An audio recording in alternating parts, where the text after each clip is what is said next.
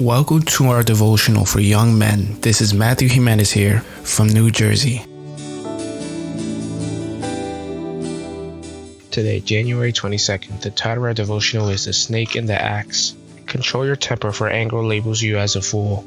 Ecclesiastes chapter 7 verse 9. A carpenter closed his workshop in the late afternoon and went home. During that night, a venomous snake entered the workshop. It was hungry, so it started sliding around the store looking for something to eat. Its search was interrupted when it collided with something it couldn't distinguish in the darkness. The snake only felt the object had caused a slight wound.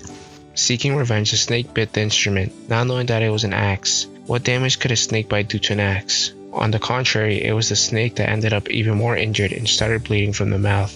Maddened with rage, it tried to kill its adversary by any means possible. When it saw that its poison did not harm the axe, the snake decided to suffocate it. It wrapped itself around the same axe and began to squeeze, but the more it squeezed, the more pain it felt. Anger, however, completely overpowered it. In a fit of rage, it squeezed with all its might. When the carpenter walked into the workshop the next day, he found a dead snake around the axe. The anecdote perfectly illustrates how dangerous anger is. When we allow ourselves to be carried away by it, we focus all our efforts on harming others without realizing that, in reality, we are harming ourselves.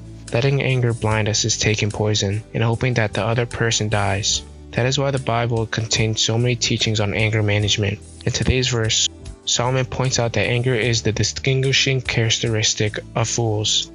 James encouraged us to be slow to get angry, and Paul invited us to let go of anger and rage.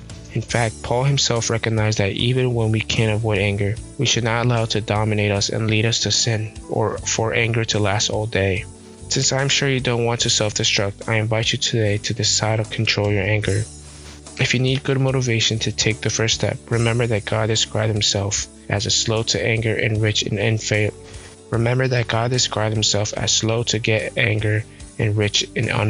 I invite you to be like our Heavenly Father.